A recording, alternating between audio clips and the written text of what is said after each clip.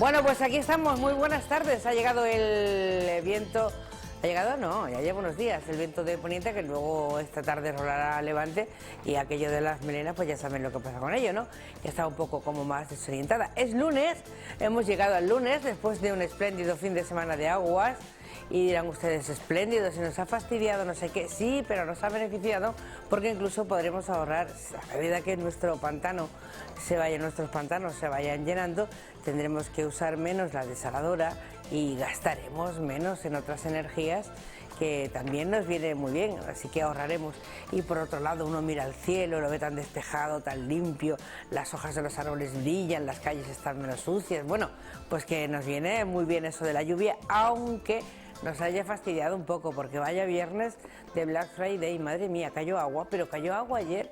Bueno, pues esto es lo que tenemos. Recuerden que todavía no hemos terminado con estas celebraciones de descuentos especiales, porque aún nos queda por celebrar la noche en blanco, que se prevé para el día 9, una vez haya concluido el puente.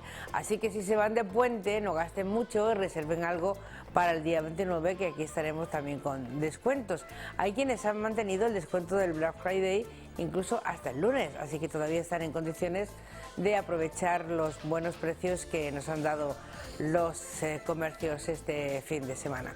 Nosotros estamos contentos, ¿por qué? Porque ya se ha dado el pistoletazo de salida, se dio junto con el Black Friday al alumbrado de Navidad.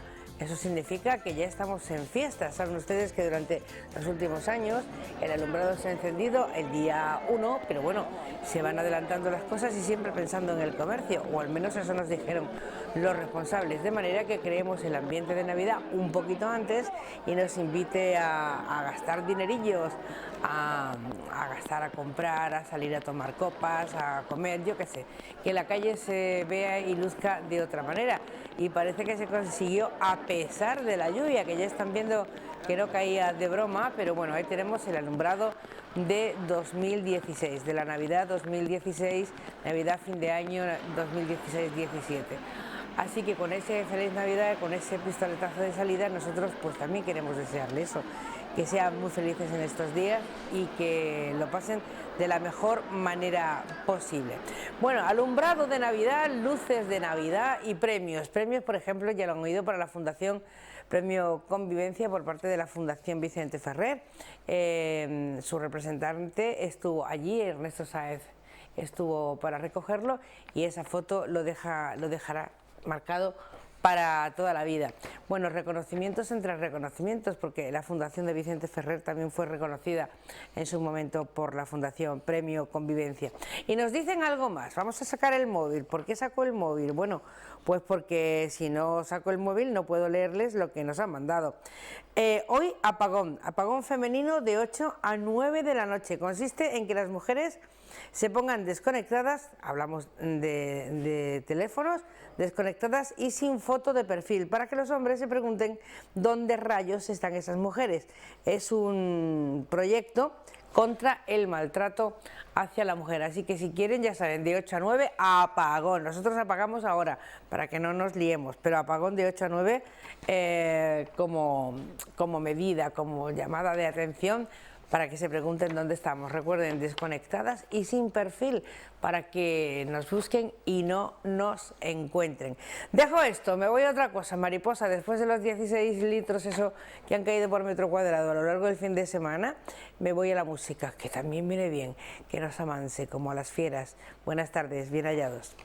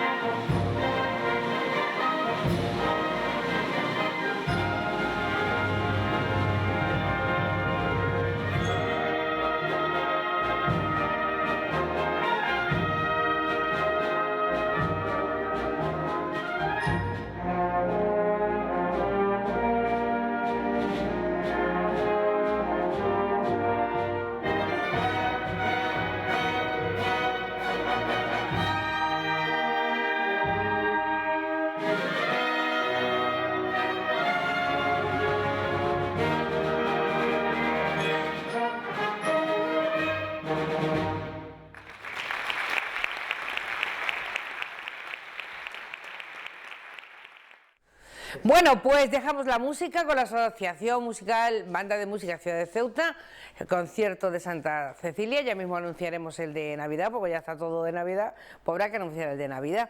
Pero ahora vamos a cambiar de tema. Bueno, vamos a entrar en materia, que es diferente, porque hoy ha sido capítulo de felicitaciones para comenzar. Y vamos a hablar de otras cosas, porque la vida sigue, la gente sigue haciendo cosas. Hoy no opera, doctor, hoy no le toca. Ya me tocará. Ya le tocará. ¿Cuándo? Eso no es todos los días, supongo, ¿no? No, eso cada servicio tiene una asignación de quirófano, entonces pues hay servicios como el mío que tiene 2, en algún caso hasta 3 días de quirófano. ¿Seguidos? Depende, en nuestro caso sí, pero bueno, eso pero es... se lo dice así tan normal, como el que va a tomarse un café. Sí, tenemos 2 o 3 días de café seguidos. Bueno, a mí es que me da pánico, doctor Roviralta, de Créalo, de verdad que me da, yo no sé cómo ustedes tienen... Bueno, claro, por eso son doctores y cirujanos, ¿no? Porque tienen ese toque especial, ¿no? Que ante una... se pueden parar, abrir, sacar, poner, no sé. A mí lo pasamos mal a veces, ¿eh? ¿Sí? Lo que pasa es que eso queda en casa, queda en el ámbito quirúrgico. Pero la cirugía, estamos hablando de cirugía, es una técnica, evidentemente, que requiere una habilidad, una experiencia y unos conocimientos. Es verdad que en el ámbito del quirófano nos deshumanizamos un poco, cosa que no es mala, es decir, tenemos que tener una cierta automatización y demás, pero cuando terminamos, pues obviamente hay una familia a la que informar, hay un postoperatorio que seguir, y yo me acuerdo de mi jefe que siempre me decía, cuando termines una intervención y hables con los familiares, que es lo primero que hacemos, nunca digas la operación ha sido un éxito, dilo al año, que es cuando ya habrás tenido los resultados de esa operación. Buen consejo. Pero bueno, todo ha salido bien, es una buena... Todo ha salido bien y ya nos quedamos que nos parece que no ha pasado nada, qué tranquilidad nos infunde. Bueno, pues vamos a hablar de una convención. ¿Dónde ha estado? Bueno, pues recientemente, 11-12 de noviembre, hay una convención de la profesión médica donde se reúne todos los colegios de médicos de España en su estructura. Gente allí, ¿no? Muchísimo, éramos inscritos más de, creo recordar, casi 1000 personas. Es un foro donde se exponen una serie de debates, de temas que se consideran importantes y trascendentes a nivel de nuestra profesión, no solo desde el punto de vista profesional, sino de la sociedad, evidentemente, lo que es salud. Y lo que hablamos, debatimos, se sacan unas conclusiones sobre esos temas como, por ejemplo, el tratado de libre comercio, el TTPI, que puede afectar a la salud, temas de la reforma, posible reforma del sistema sanitario, la seguridad del paciente, el hecho intercultural, que era una de las mesas que yo moderaba, etcétera, etcétera, etcétera. Es decir, son temas, digamos, de debate, temas importantes, y lo que hacemos es ponerlo, proponer soluciones, y después eso se difunde pues, a nivel de medios, a nivel de administraciones sanitarias, a nivel de colegios profesionales, etcétera, etcétera. Interculturalidad, nosotros ahí tenemos mucho ganado, da la impresión, pero cuando uno se lo cuenta a los demás, ¿cómo quedamos?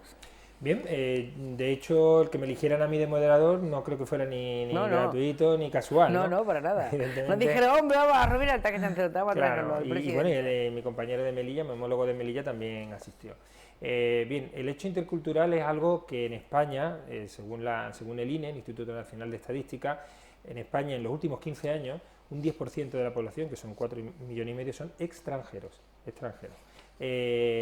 Eso además ha aportado, pues no todos los extranjeros, pero una parte importante de esos extranjeros han aportado una, digamos, una cultura muy distinta de la tradicional, de la occidental. Y eso, pues lógicamente, a nivel sanitario, de la sanidad en general, la sanidad pública en especial, pues ha traído una serie de circunstancias, de cambios, que a lo mejor en Ceuta, como ese hecho intercultural, prácticamente, pues yo nací así, sin embargo en Zamora pues les está pillando un poco por sorpresa, ¿no? Y creo que la aportación nuestra era fundamental. Creo.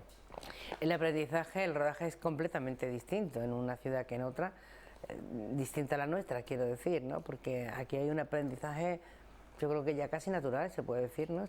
Claro, de toda la vida. Es que una de las cosas y más... sí que hay diferencia entre, no por ser extranjeros, sino por venir de distintas zonas, ¿no? Efectivamente, porque puede haber barreras idiomáticas muy importantes, sobre todo al principio, pero la cultural siempre va a ser la más importante. Y precisamente en la relación médico-paciente lo que tratamos es de romper barreras, porque si tú vienes a mí a contarme un problema y a poner lo más importante, lo más preciado que tienes, que es la salud, en mis manos, evidentemente cualquier tipo de barrera va a interferir el logro que debe ser la restitución de la salud física y mental.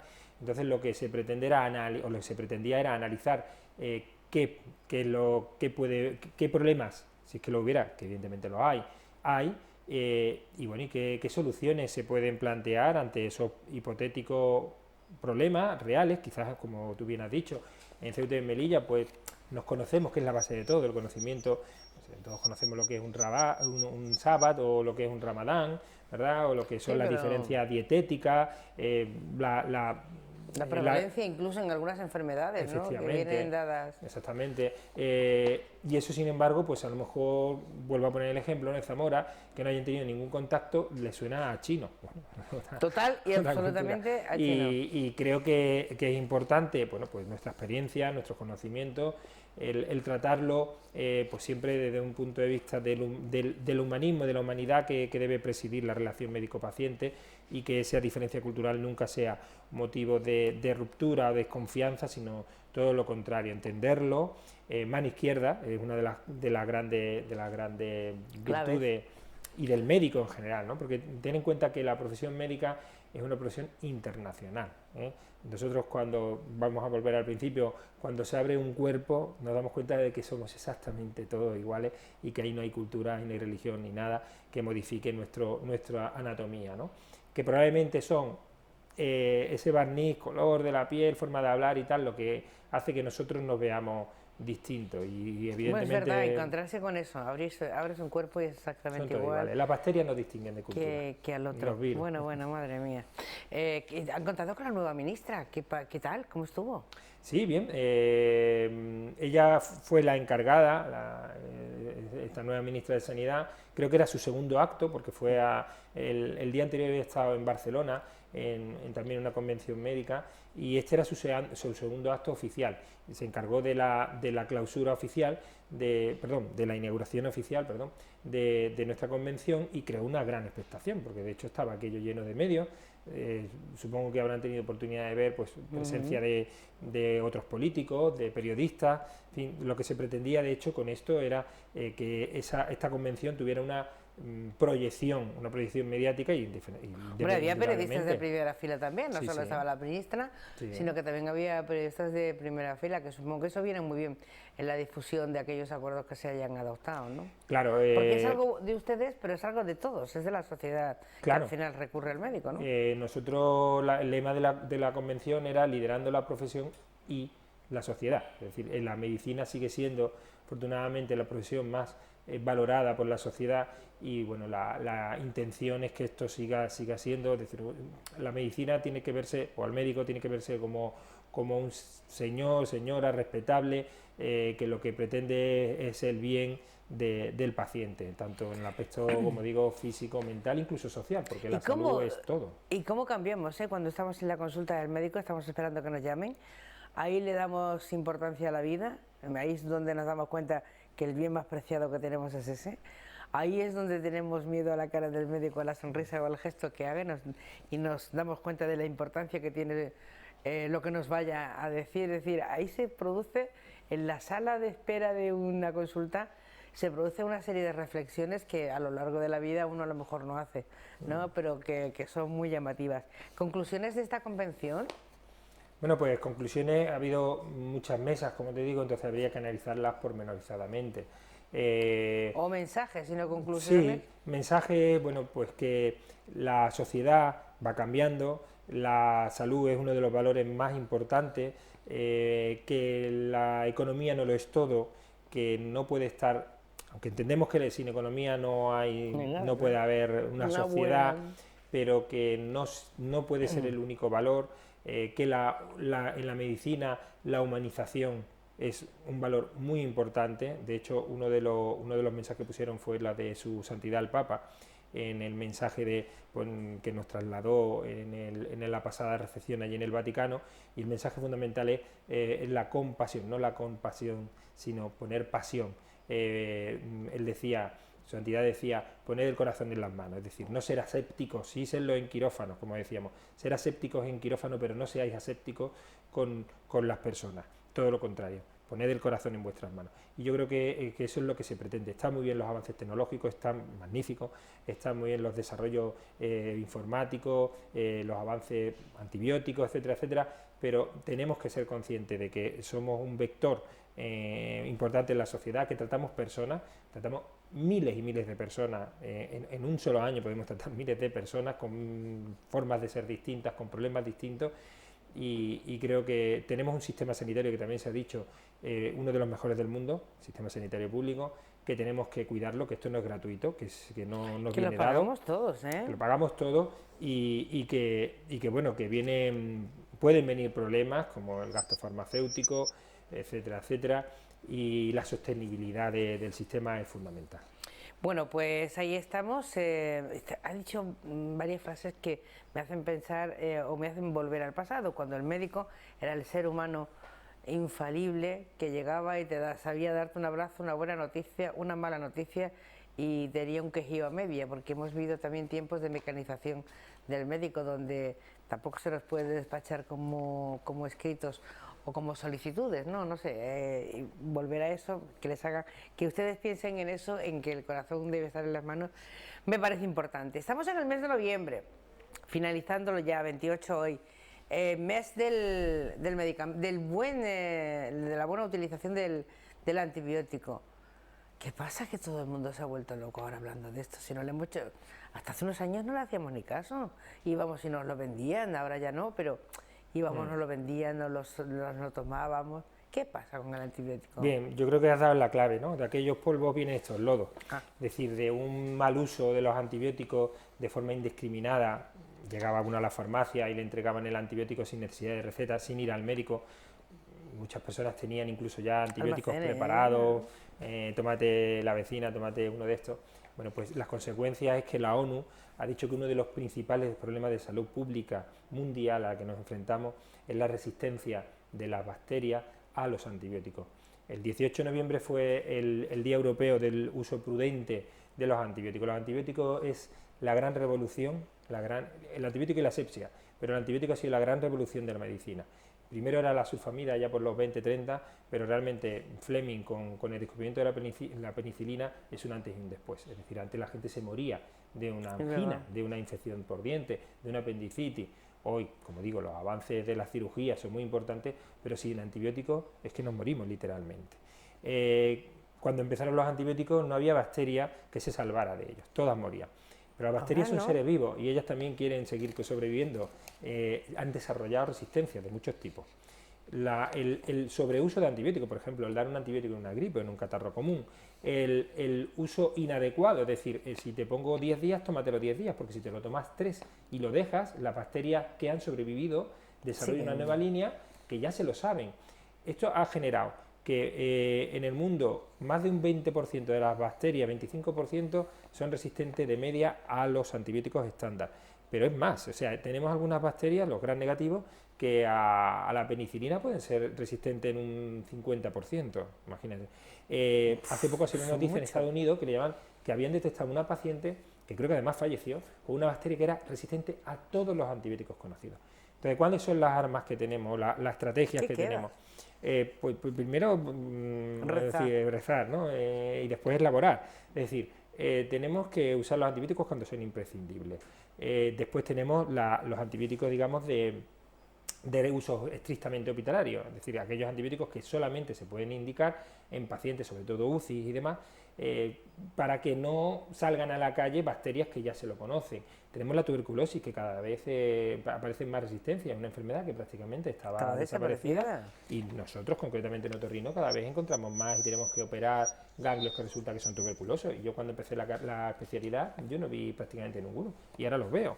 Es decir, es un problema, y la única forma es que el paciente tiene que ser consciente de que el antibiótico tiene que estar indicado cuando lo es, el médico, que yo creo que ya suficientemente lo sabe, indicar antibióticos en casos que son necesarios, que a veces es verdad que hay dudas, pero bueno, intentar que esas dudas se reduzcan al mínimo, y después la empresa farmacéutica está desarrollando nuevos antibióticos, está desarrollando alternativas terapéuticas, pero es que las bacterias van más rápido, es decir que, como dice la OMS, ya lo he dicho, es el principal o uno de los principales problemas de salud pública mundial. Es decir, que es que si esto siguiera así, y esperemos que la ciencia no lo permita, pues es que imagínate morirse, y que esto no quiero alarmar, pero morirse de una angina.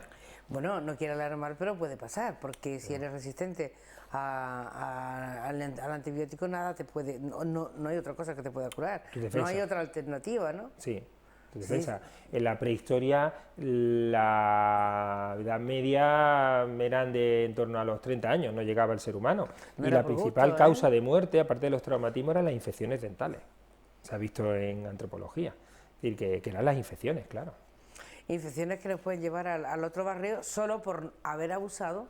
Digo solo porque, bueno, puede haber otras consecuencias y otras causas, pero solo por haber abusado del antibiótico, porque el que me ha mandado, como ya está inmunizado, ya no me hace ningún efecto y no hay nada que lo sustituya. De todas formas, en los últimos años las farmacias ya no dan los antibióticos sin receta, pero siempre contamos con la habilidad de alguien que nos la facilita, alguien que la ha tomado y la ha quedado no sé qué. Es jugar un poco con lo único que tenemos, con eso que nos preocupa tanto, ¿no? Que es la vida. Claro, yo creo que ya eso está en vía de extinción, es decir, los farmacéuticos te exigen un antibiótico y la consejería, no esta, sino todas las consejerías de sanidad, les insisten en la importancia de que es exclusivamente bajo receta médica. Los antibióticos y la vacunación son las grandes revoluciones en salud, realmente son dos, antibióticos y vacunación, que han supuesto un antes y después en la historia de la humanidad, es decir, de morirnos, la mortalidad infantil, morirse joven, las grandes epidemias que había antes, eso ha desaparecido. No quiero pensar, por mí, no, por los hijos, por los nietos y por la venidera. Claro, nosotros tenemos que ser muy conscientes. Yo creo que los medios de comunicación es muy importante porque son campañas de hacer consciente a la gente de que no es ninguna tontería, que tenemos que eso es oro en paño y que no podemos malgastarlo ni mal usarlo. Si te mandan 3 son 3, si no son 6. Y no porque te tomes más vas a curarte antes. Bueno, y he hablado antes de resfriado y gripe. Esto también es muy... Si no me puedo tomar un antibiótico para una gripe, pues salvo que lo indique el médico, tampoco me lo puedo tomar para un resfriado, ¿no? ¿Cuál es la diferencia entre una enfermedad y la otra? Pues esa pregunta es reiterativa, ¿no? Porque todos los años preguntamos lo mismo. Y a veces no es fácil, por lo pronto son entidades patológicas distintas. El resfriado común, el catarro, está producido por más de 100 virus muy variables, el rinovirus, más común, virus respiratorio sincitial, adenovirus, etcétera, etcétera. Es decir, son muchos virus, mientras que el de la gripe es el virus de la gripe. Clínicamente, la diferencia es que el catarro común pues suelen ser síntomas más bien de vía aérea alta, es decir, bloqueo nasal, moco, estornudo, cierto dolor de garganta, picor de ojos, un poco de dolor de cabeza, y la gripe suelen ser síntomas más importantes. Quizás el mayor hecho diferencial, el signo más importante o más diferencial entre ambos es que la gripe, por ejemplo, casi siempre se acompaña de fiebre, mientras que el catarro habitualmente no. Y fíjate que no digo blanco-negro, digo siempre habitual y demás. Es difícil la línea de separación, la línea roja, No es fácil. Lo que pasa es que cuando tú tienes un paciente con fiebre alta, que está en la cama metido, postrado, con dolor generalizado de huesos y músculos, me duele todo, ¿no? Eso habitualmente va a ser más una gripe. Podemos, desde el punto de vista analítico, serológico, diferenciarlo, pero no tiene sentido, puesto que son enfermedades a priori en personas sanas, que no van a traer grandes consecuencias, pero volvemos a lo mismo. La gripe da fiebre y, claro, es tentador tomarse un antibiótico. La gripe sí que es un problema de salud, así como el catarro no, pero es un problema de salud mundial, puesto que desde la famosa gripe española de la Primera Guerra Mundial, que mató a casi 20 millones de personas, casi tanto o más que la guerra, en otras circunstancias, evidentemente, de salud pública, de higiene, pero pasó, y ahí está la historia, hay que recordarlo. Pues la gripe El problema es que es muy contagiosa y que también afecta a personas que pueden estar debilitadas, mayores de 65 años, que ya tienen otras condiciones de salud, personas que pueden tener patologías previas de un cardiovascular, es decir, problemas de corazón o problemas de bronquio, fumadores, etcétera, personas con enfermedades debilitantes ya de por sí, que te hace ser más débil ante el virus de la gripe. ¿Y qué pasa con ese virus de la gripe? Pues que se puede complicar y favorecer o bien el propio virus, que es más raro, o bien que le favorezca o que le allane el camino a una bacteria, y entonces sí, te hace una neumonía y se puede liar.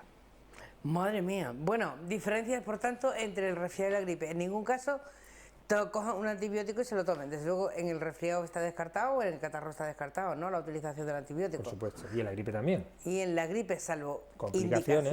complicación, algo, tampoco. En ningún caso se debe usar el antibiótico.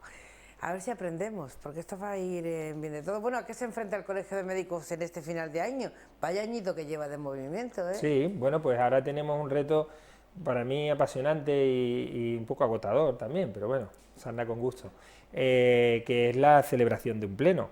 El pleno suma a los presidentes de los distintos consejos autonómicos de todo el país, de distintas autonomías, más toda la comisión permanente del Consejo General, más los vocales nacionales, más todo el aparato administrativo, y hemos conseguido, y precisamente estaba hablando con ellos, que el 4 de febrero, siempre cruzando los dedos, el tiempo, el levante, etcétera, etcétera, pues en principio ya está en calendario oficial y podremos celebrarlo aquí. Eso va a ser un hito. Pero le han dicho que sí del tirón, porque iba muy ilusionado. Sí, ya está. Ya Sin está, problemas, nadie puso pegas. Nada, ha habido como todo, ha habido una votación, bueno, claro. Había alternativas, había sus más y sus menos, pero bueno, debo decir, no la verdad, que el presidente actual, Juanjo Rodríguez Sendín, que es el presidente de la OMC, pues se va en marzo. Entonces él tenía mucho interés, puesto que estuvo recientemente en Ceuta, le recibió el presidente de la ciudad, el señor Viva, le recibió la consejera de la Nieto, y ellos salieron de aquí encantados. Entonces recogieron el guante, puesto que le hicieron la oferta, la invitación a que se celebrara algo aquí en Ceuta. Y bueno, pues ha sido un empeño personal de él y mío el de recordárselo. Y bueno, pues ya tenemos el 4 de febrero. 4 de febrero que tenemos congreso. Será pleno de la Organización Médica Colegial de toda España, aquí en Ceuta. ¿Cuántas personas pueden venir? Bueno, eso es variable, Ya, pero con acompañantes y tal, pues pueden ser 60 personas.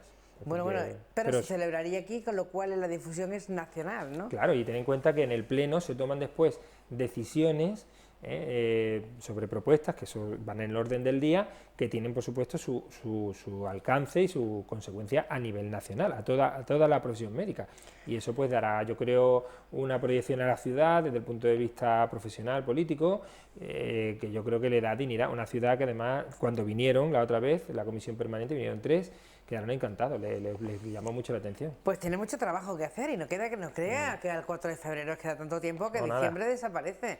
Tiene trabajo, enhorabuena. ¿Qué año lleva? Madre mía, todavía ya se ha cumplido el año desde que accedió a la presidencia. Pues estábamos en ello, porque las elecciones creo que fueron en finales de noviembre y la toma de posesión fue en diciembre, o sea que estamos... Sí, en un año no se pueden hacer más cosas, señor Roviralta, de verdad. Bueno, se podrán hacer porque la sigue haciendo. Muchas gracias por estar con nosotros un día más.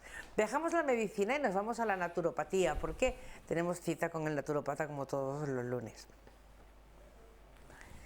Date.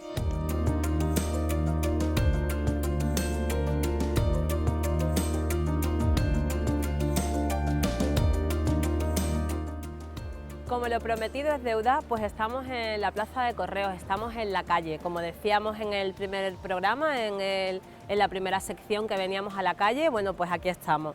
Estamos en la Plaza de Correos, ¿por qué? Porque Nacho nos va a hablar de las naranjas amargas. Y yo creo que en nuestra ciudad, Nacho, hay muchas, ¿no? Muchísimas. Bueno, tú mismo aquí a tu izquierda tienes, ¿no? Aquí tenemos naranjas amargas, todo el paseo de Reguín son naranjas amargas, y estoy convencido que la gente va a alucinar cuando le digamos para qué valen las naranjas amargas. Pero vamos a ver, ¿para qué valen estas naranjas amargas? Sí, efectivamente. Cualquier naranja amarga que se caiga ahora, que podamos coger, nos vale para lo que nos vas a contar. Cualquier tipo de naranja amarga, efectivamente. A mí me han contado que antiguamente las abuelas, bisabuelas nuestras, hacían una compota de naranja amarga, muy interesante. Ellas eran también naturópatas. Ellas se buscaban la vida para de alguna manera buscar beneficios a lo que tenían lo más cerca de ellas posible, a mano, para buscar o para solucionar problemas. Remedios naturales de la abuela, ¿no? Siempre, Que conocemos. la botica de la abuela, efectivamente, totalmente, y siempre ha pasado esto. Nosotros, ¿qué vamos a retomar con estos remedios de la abuela? Pues la naranja amarga. ¿Por qué? Porque en la naranja amarga hay varias cosas que nos va a favorecer. Uno, nos va a calmar la ansiedad.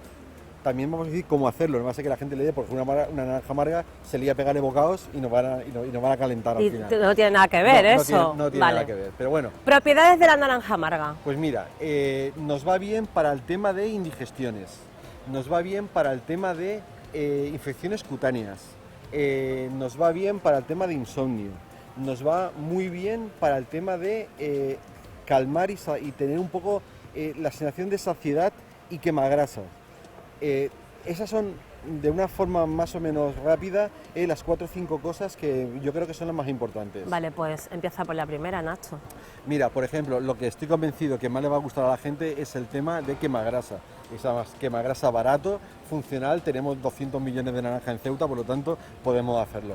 ¿Cómo debemos de hacerlo? Debemos de hacerlo un té de naranja amarga. Muy bien, Vale, ¿cómo lo hacemos, ¿Cómo Nacho? hacemos? Cogemos el típico pelador del pepino, del calabacín, y cogemos la naranja y cortamos lo que son las partes de la piel de la naranja.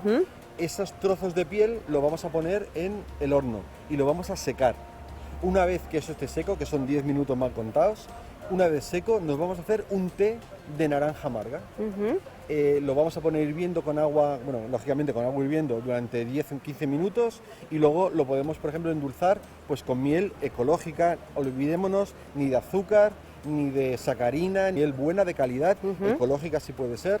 Nosotros tenemos en la consulta miel ecológica, y entonces una cucharadita, y nos vamos tomando a lo largo del día esta infusión.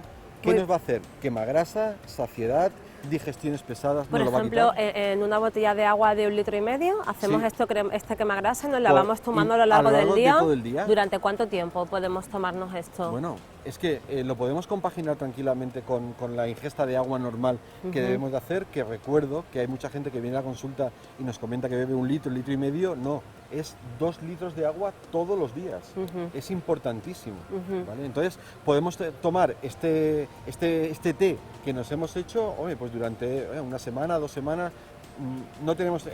No hay un tiempo mínimo establecido. Que no causa ningún tipo de problema el poder todo tomártelo de manera repetida. Habitual. Exacto. Además, y como te he comentado antes, es muy probable que notemos muchas mejorías a nivel de estómago. Hay mucha gente que viene con problemas de acidez, con problemas de digestiones pesadas, gases. La naranja amarga nos va a ayudar a, de alguna manera, paliar todos estos problemas. Bueno, nos lo hacemos en infusión, en té. Sí. Eso vale para quemar grasa, ayuda al estómago y tal. Y para la mano, infecciones cutáneas y todo eso. Hemos de conseguir lo que es un aceite esencial de naranja amarga. En Marruecos tenemos muchísimos aceites, hemos de aprovecharnos de la posibilidad que nos brinda Marruecos. Entonces, cojamos un aceite de naranja amarga, infecciones cutáneas, personas con psoriasis, hay muchísima gente con psoriasis.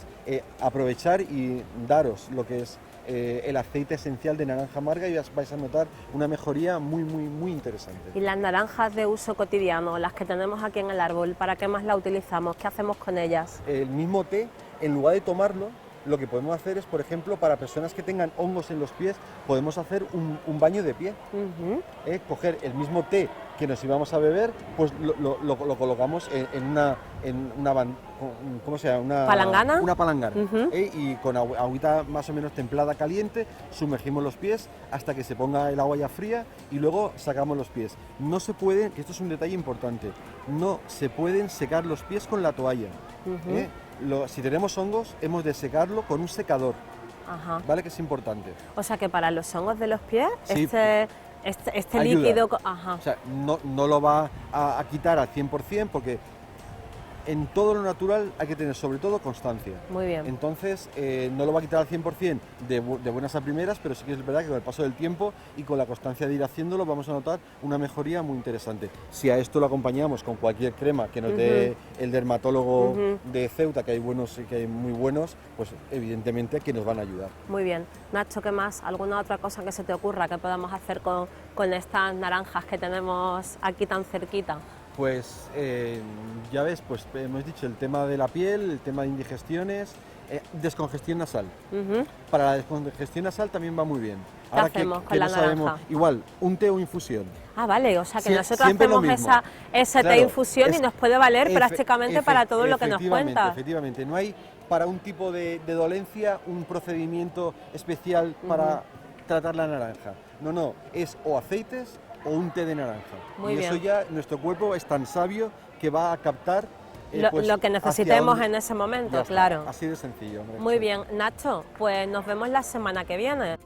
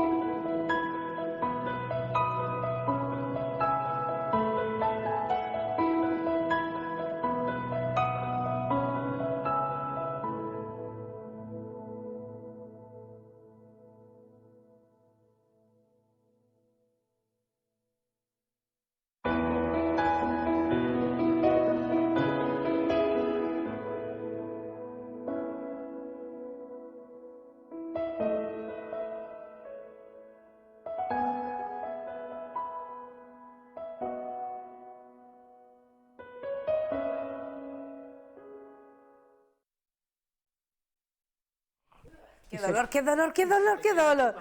Bueno, y ha vuelto, ¿no? Pues ya está. Bueno, que estamos ya en otro tema, porque hoy no me voy a mover mucho. Voy a andar por ahí rebuscando quién nos cuida mejor, si el médico, el naturópata, si tenemos un buen lugar donde nos acojan.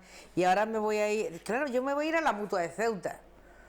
Don Ignacio Escoitia, buenas tardes. Buenas tardes, Beatriz. Así es como se ha llamado siempre, ahora hay que meter a Andalucía y todo esto, ¿no? Sí, es verdad, la Mutua de Ceuta desde su creación en 1934 se llamó Mutua de Ceuta.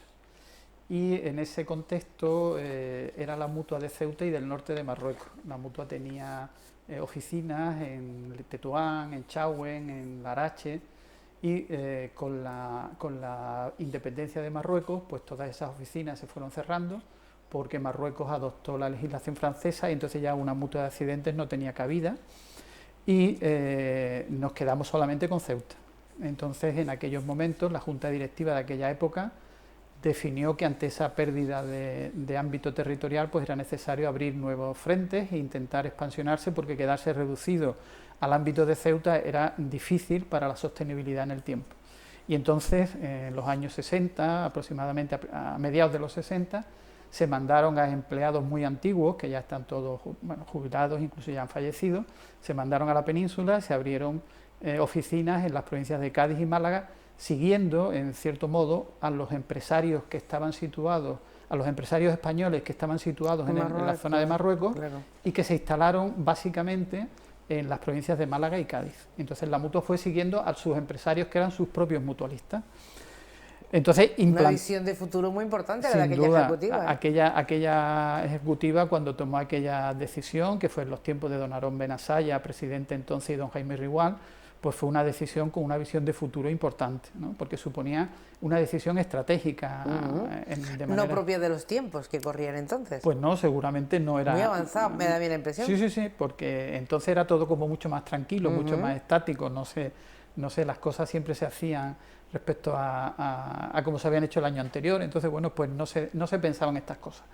Ese fue un poco el primer paso y la mutua pues creció en esas provincias. Entonces las mutuas tenían limitados los ámbitos territoriales por provincia, si necesitaban una autorización específica para actuar en cada provincia. Y a continuación el tiempo fue pasando y en el año 90 fue cuando llegamos a un acuerdo con una mutua de Sevilla que se llamaba SMAT, y por eso conseguimos el ámbito territorial en Sevilla, Córdoba y Huelva. Y el nombre es un nombre que ha estado en la mutua bastantes años, que fue el nombre de Mutua de Ceuta SMAT. Y después, cuando ya nos implantamos en todas las provincias andaluzas, hombre, pues parecía lógico que, sin perder, por supuesto, el origen de Ceuta, que lo sigue manteniendo y de hecho su domicilio social sigue estando aquí, y la junta directiva de la mutua pues forma parte, la mayoría son empresarios ceutíes, pues añadirle el nombre de Andalucía, porque realmente había que reconocer un hecho incuestionable, que la mayor parte de nuestro trabajo se hacía en Andalucía.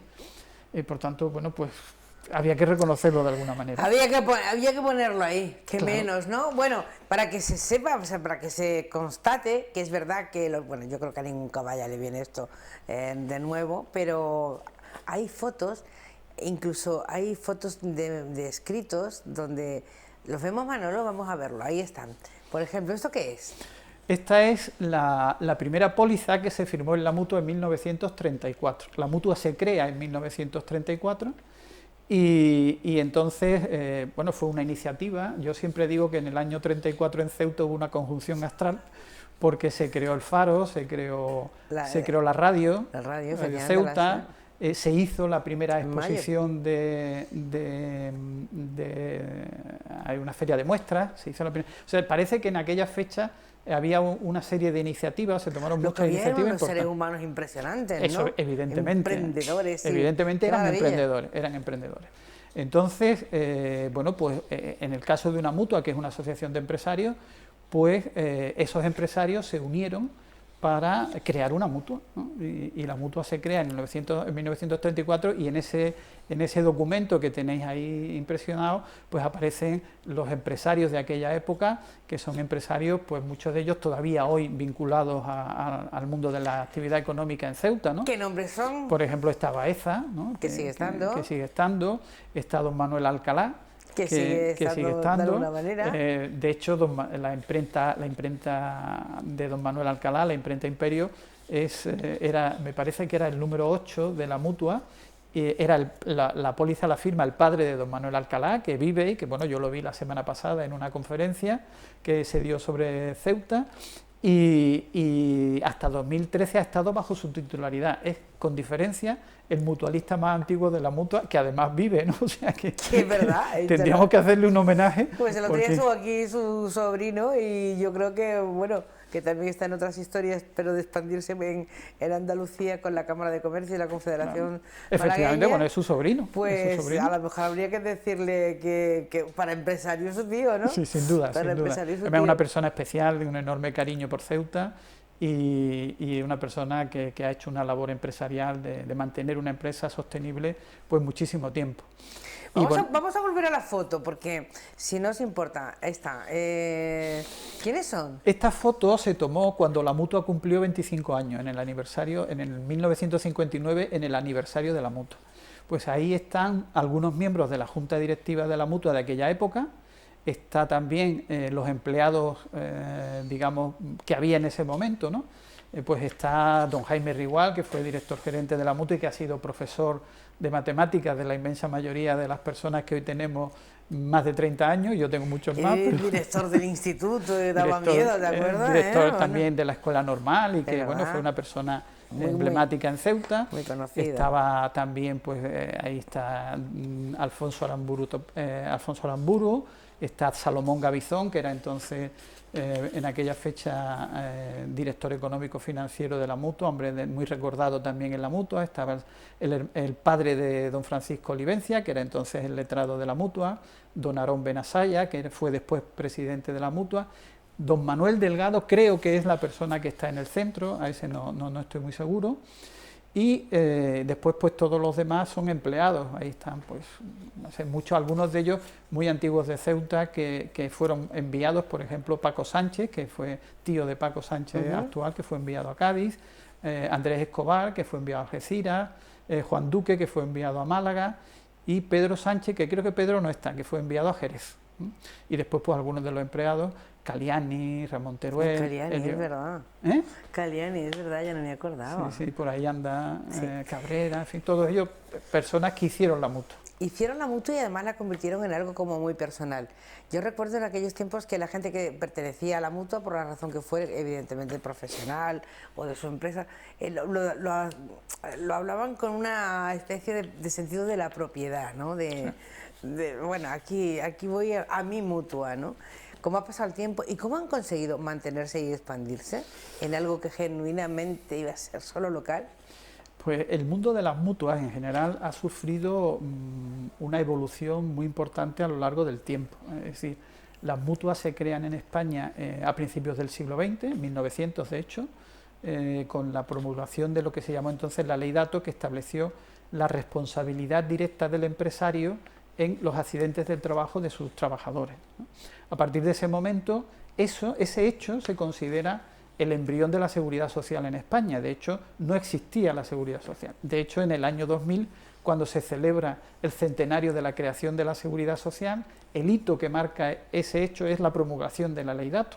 O sea, la ley que recoge la protección de los accidentes de trabajo de 1900 hace que se celebre el centenario de la seguridad social 100 años después. Por tanto, las mutuas de accidentes son pioneras y son el embrión de la seguridad social tal como hoy se conoce. Y es verdad que han cambiado mucho. En el año 34 se procede a establecer de manera obligatoria el aseguramiento, es decir, porque anteriormente el empresario podía asumir, yo soy responsable, pero yo me hago cargo de las consecuencias de los accidentes. A partir del año 34 lo que se hace obligatorio es asegurarlo en una entidad externa. Y podía ser una entidad de seguros privados o podía ser una mutualidad. Y entonces por eso se crea la mutualidad en Ceuta. Durante esos años, hasta el año 67, las mutuas son entidades privadas que además de tener el seguro de accidente de trabajo, podían tener seguro pues, de vida, de incendios, de robo, de lo que fuera.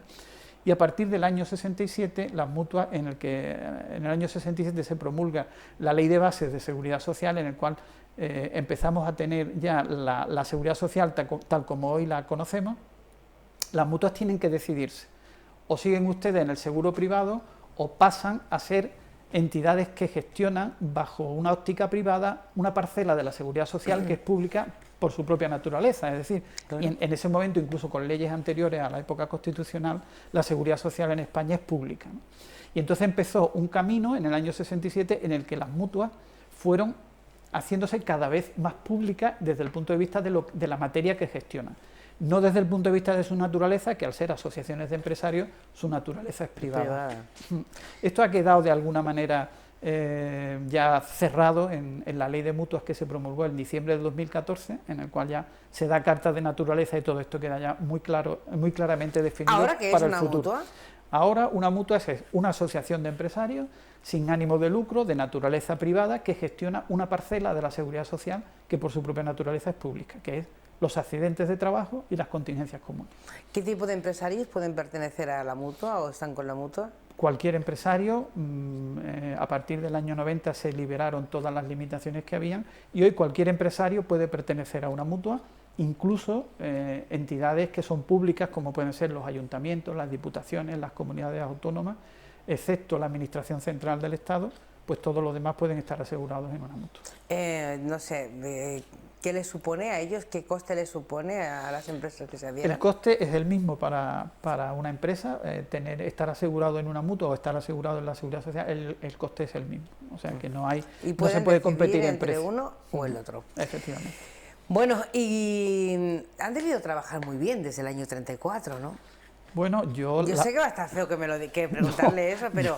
¿Qué voy a decir yo? ¿no? ¿Qué voy a decir yo? Hombre, la progresión que acaba de hacernos... Sí. También ha habido momentos difíciles por los que yo he escuchado cuando yo entré en la mutua, pues quedaban incluso algunas reminiscencias de épocas difíciles, ¿no? Por recordar así una que fue muy significativa, En los años 40 hubo un accidente múltiple en Ceuta de una obra que fallecieron muchos trabajadores, y tener que hacer frente a todo eso pues hizo poner en peligro la estabilidad de la Mutua.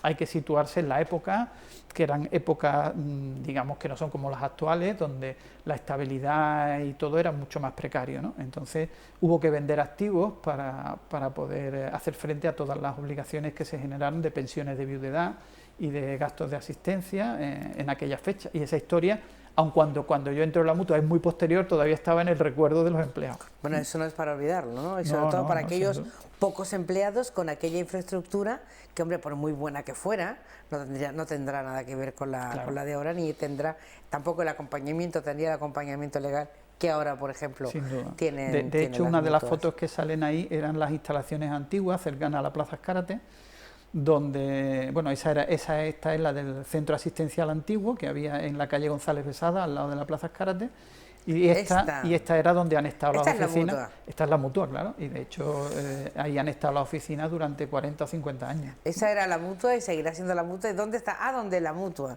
¿Dónde está el dentista? ¿Dónde está el gabinete psicológico? ¿Dónde la Mutua? El cambio de edificio, el cambio de ubicación, eso también marca una etapa para Ceuta, ¿no?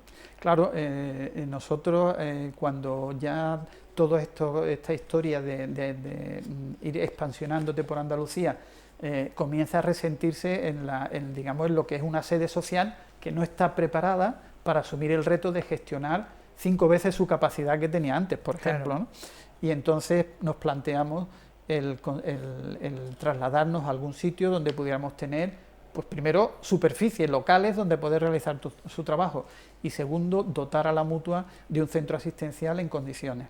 Yo recuerdo que en los años 90, por ejemplo, cuando íbamos a inaugurar con la Junta Directiva entonces, íbamos a inaugurar centros asistenciales en la península, nos decían siempre los directivos de la Mutua, que eran empresarios de Ceuta: Ignacio, a ver cuándo conseguimos tener en Ceuta instalaciones como esta, porque en Ceuta está la sede, en Ceuta se dirige la Mutua, pero las instalaciones de Ceuta se han quedado muy anticuadas, y tenían toda la razón, ¿no? Entonces, por eso... Tenían mucha razón. Mucha, yo no voy a entrar en ese debate, sin duda, ¿no?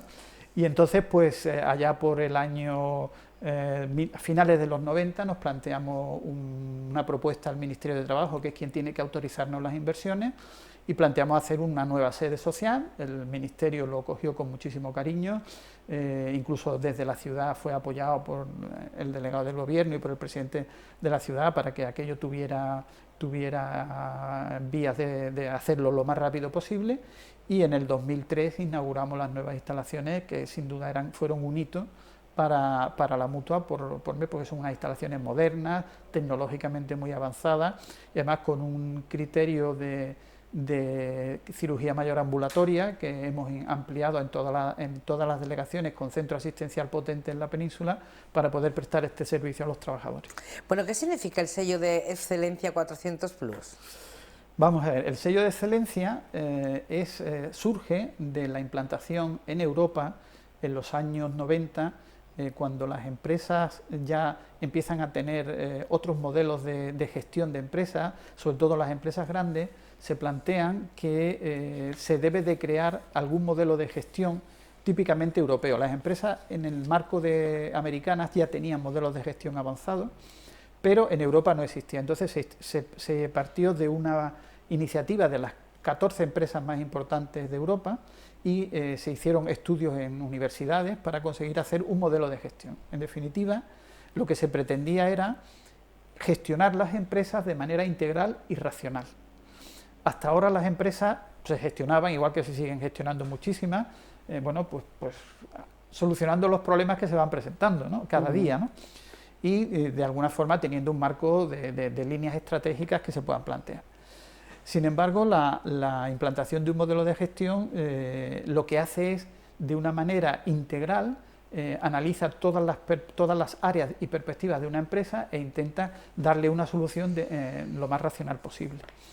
Entonces, para llegar a eso, teniendo en cuenta que aparecen en el mundo de la empresa cada vez más factores externos que hoy están en la mente de todos. Por ejemplo, hace algunos años nadie se planteaba por qué se debía de medir el impacto ambiental de una empresa.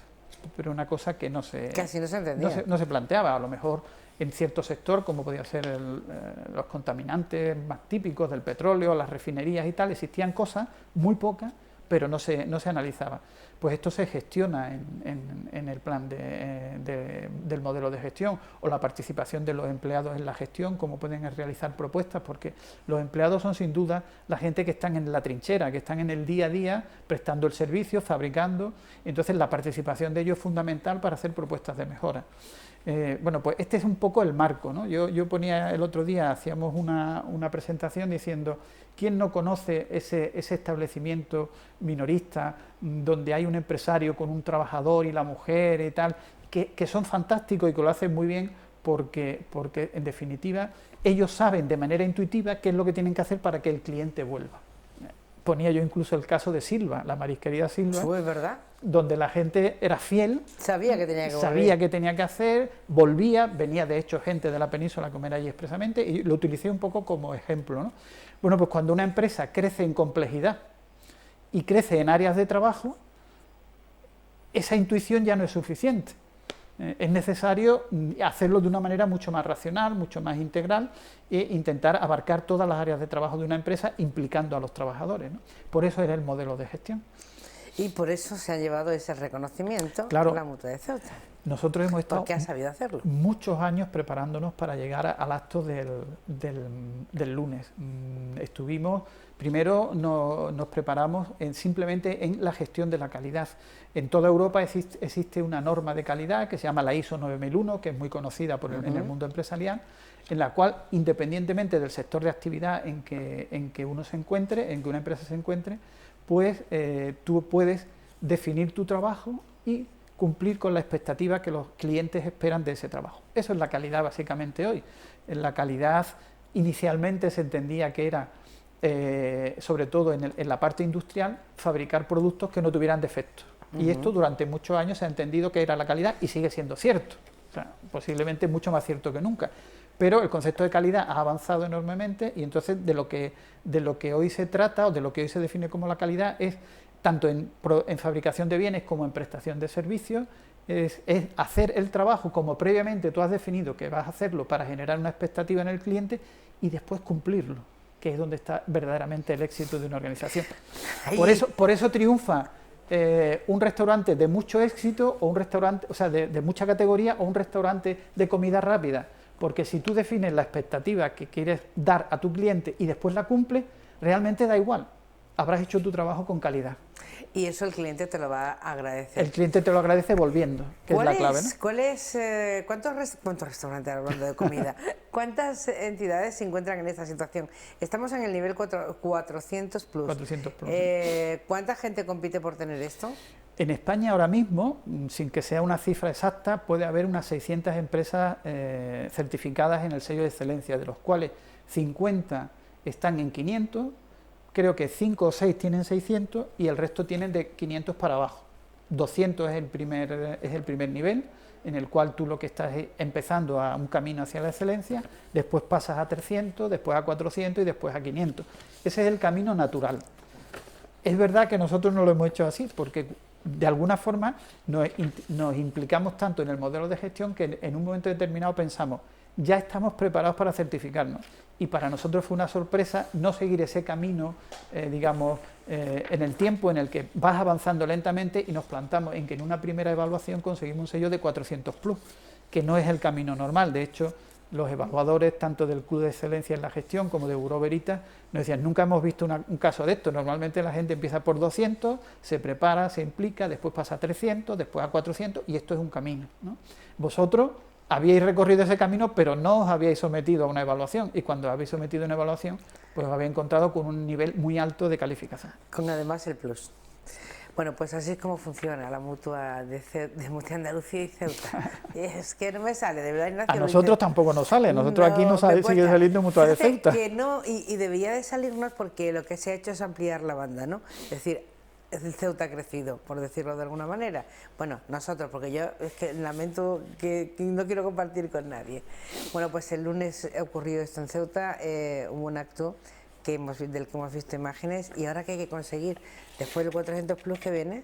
Bueno, pues esta certificación tiene un valor de 2 años, y dentro de 2 años someteremos nuevamente a revisión o al proceso evaluador por las mismas entidades, Bureau Veritas y el Club de Excelencia, para ver en qué nivel estamos. O sea que aquí, si lo haces peor te bajan el nivel y si lo haces mejor te lo suben, o sea que no hay más. Espero que lo suban. Don Esperemos Ignacio que sí. Escoitia, muchas gracias por estar con nosotros y enhorabuena. Muchas gracias. Vamos a rogarle ahora, mientras que vemos el banco de alimentos, porque Pedro Mariscal estará ya esperando, vamos a rogarle que nos deje un día ir a ver la Mutua por dentro, a ver qué nos encontramos allí tan excelente, aunque muchos ya saben, la conocen perfectamente porque están trabajando con ella.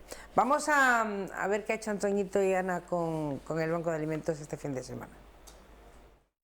Bueno, pues con Pepe nos encontramos aquí en el almacén donde desemboca todas las cajas que recogemos de los supermercados, ¿no? A ver, cuéntame un poco, Pepe, este almacén, ¿cómo está distribuido? Pues mira, este almacén lo tenemos distribuido, lo teníamos en un principio repartido el material de lo que nos quedaba de la anterior campaña. Lo primero que hicimos aquí fue acumular todo en la parte de arriba, en el tercer piso de la estantería, el resto de material que nos quedaba. Con lo cual habíamos vaciado todo el almacén. La primera estantería y la segunda estaba vacía. Tengo ya guardado la foto correspondiente y ahora mismo ya está viendo cómo está la estantería. La segunda y la primera, llena. Entonces tenemos esto todavía pendiente de pesar. Eso es lo que yo le iba a preguntar, porque ahora, bueno, estamos viendo aquí, ¿no?, que esto llega en cajas que están organizadas ya pues, por leche, por los alimentos, ¿no? Vamos, Eva, estas cajas tienen numeración, aquí lo ves, que tiene, mira, por ejemplo aquí, ¿ves? Tiene el número, la 7, o en otra que se vea por aquí, que aquí tenemos, esta por ejemplo, que tenemos la caja número 10. Las tiendas están numeradas, de la 1 a la 14. Entonces lo primero que hacemos es recopilar y pesar, y cada uno va a su hueco de tienda. Pero todavía esto no está clasificado. La semana que viene es cuando empezamos a clasificar. Claro, porque ahora viene eso lo clasificado es lo más. Aquí viene todo a mogollón. Claro. Y la semana que viene empezamos a clasificar. Bueno, pues más o menos el balance de los kilos que hayamos recogido, más o menos. 12.000 kilos hemos recogido el primer día. El primer día. Y hoy esperamos recoger más porque el sábado siempre es más pomposo. ¿Y con el año pasado? ¿Estamos más o menos igual? Más o menos parecido al año pasado, sí. Bueno, entonces debe ser que la gente colabora, ¿no? Y somos muy solidarios. Lo primero que tengo que decir es, para nosotros lo más importante, ya siempre lo hemos dicho, son los necesitados, son las personas importantes de lo que es el Banco de Alimentos. Pero viendo lo que se ve, yo tengo que primero decir que muchas gracias a la población de Ceuta, porque yo me pongo a pensar y no los cansamos. Vemos la solidaridad que tienen de un día y otro día con los alimentos. Ya estás viendo tú cómo está el almacén ahora mismo, casi lleno. Y luego, otra cosa importante es a los voluntarios que están viernes, sábado y domingo. Esas personas que tendrán sus cosas que hacer y que las apartan, ¿no?, para dedicar el fin de semana. A ese día, exactamente. O sea que la primera gracia a los voluntarios, ¿eh? y a las personas que están aportando, efectivamente. Bueno, pues Pedro, yo te dejo aquí porque yo te veo aquí... Ay, Pedro, perdón, Pepe, te veo que está un poco atareado y ahora llegan más cajas. Pues que muchísima suerte, que recaudéis todos los alimentos necesarios. Bueno, necesarios muchas veces no llegamos a todo, pero que sean lo máximo posible. Lo máximo posible, en ello estamos y esperamos que sí, que sea así como el año pasado. Pues nada, muchísimas gracias. Muchas gracias a ti y a vosotros. Seguimos de supermercado en supermercado viendo el trabajo del Banco de Alimentos. Aquí nos encontramos con nuevos voluntarios. Hola, buenas tardes. Buenas tardes. Larry. Sí, Larry, soy conocido como lotero. Pero, ¿hoy no hay lotería o qué? No, ha cambiado la lotería por el Banco de Alimentos. Estoy de vacaciones y mis vacaciones siempre lo dejo para el Banco de Alimentos. Me encuentro muy a gusto y lo estoy haciendo con muchas ganas. Y además tenemos las voluntarias que han venido hoy, que son fabulosas. ¿Desde cuándo de voluntario? Hace 4 años, que me enganché, que estaba vendiendo un viernes, me encontré con el señor Lucio y le dije, señor, ¿le quiere echar una mano? Dice, todo lo que me echas poco. Y entonces me hizo el estómago así que lo que hizo y al otro día que era de permiso me vení para acá. ¿Y esto es adictivo? ¿Esto engancha? Y esto engancha. ¿Y esta niña tan guapa, cómo se llama? María. María, que tiene un pañuelo, me da a mí la impresión de Boy Scout, ¿no? Sí. ¿Y eso? ¿Por qué? ¿Los Boy Scouts también estáis colaborando? Sí. Cuéntame un poco. Pues siempre que hay alguna cosa para ayudar a todas las personas, pues siempre somos los primeros en ayudar en todo. Ahí hay un grupo enorme. Sí. ¿Y cuál es vuestra función hoy? Ayudar al Banco de Alimentos. Sí, pero ¿qué hacéis exactamente? ¿Qué es lo que hacéis? Pues recoger mucho alimento para... Con las bolsitas en la mano, ¿no? Sí. Venga, gracias. Muchas gracias. Bueno, Lucio me decía, Anita, es que estoy sudando. Digo, bueno, sudando porque estamos trabajando, ¿no, Lucio? Porque hoy, esta mañana, estamos trabajando. Pues sí, ha sido un día de muchísima actividad. Ha sido difícil porque hemos tenido que seguir el ritmo de unos jóvenes, los scouts esos, que han trabajado de una manera intensiva, y yo era el que armaba las cajas, pues no me daban abasto. Pero vamos, muy bien, muy bien. Qué gran suerte, ¿no? De contar con la juventud. Pues sí, porque creíamos que íbamos a estar solos y al final han aparecido ellos y ha sido una maravilla. Incluso se han distribuido en el líder también. Bueno, ha sido estupendo. Bueno, pues aquí ya vemos ahí todas las cajas que tenemos recaudadas ya organizaditas y a seguir porque esto no cierra hoy. Pues sí, bueno, me imagino, ayer estuvimos hasta las 10:30 por ahí. Hoy será igual y mañana domingo también. Lo que no sé si será mañana domingo, mañana y tarde, depende del cuerpo ya. Bueno, lo que sea. Si no es uno es otro, pero aquí estaremos. Bueno, pues te dejo que sigas sudando, no, Lucio, pero que sigamos trabajando. Te dejo. Muchas gracias, muy amable. Venga. ¡Scout Solidario!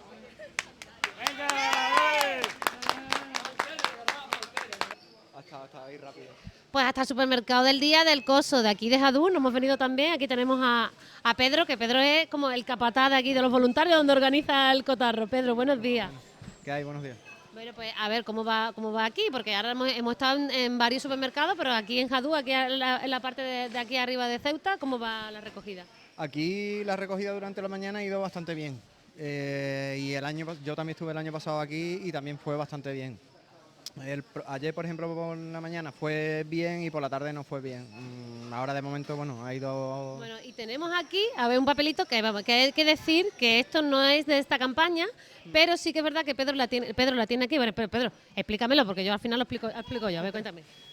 Bueno, yo como venía un grupo de chavales que son Boy Scout y era numeroso, también para facilitarle un poco el contacto con las personas y a la hora de comunicarle qué alimentos se necesitan, pues he traído estas octavillas. Sí, porque hay gente que llega y dice, mira, que no sé qué aportar o qué productos son los más necesarios o cuáles son los que, claro... Y bueno, y sobre todo en ese momento en el que le informas, es un momento que es rápido, casi no te suele dar tiempo, entonces es mucho más fácil. Mira, estamos recaudando alimentos para la gente necesitada. Y le das el papelito y ya directamente sabe que esto es básico. Pues, pone leche, azúcar, aceite y atún. Esto exactamente de una recogida que se dedicó y se destinó solo a recaudar estos productos. Y como en realidad son productos que son necesarios y fundamentales, pues también vale aquí en esta recogida. Bueno, pues aquí me quedo en el día que Antonio y yo, mi compañero Antonio y yo, también vamos a aportar nuestra bolsita. Vale, muchas gracias, Pedro. Muchísimas gracias a vosotros.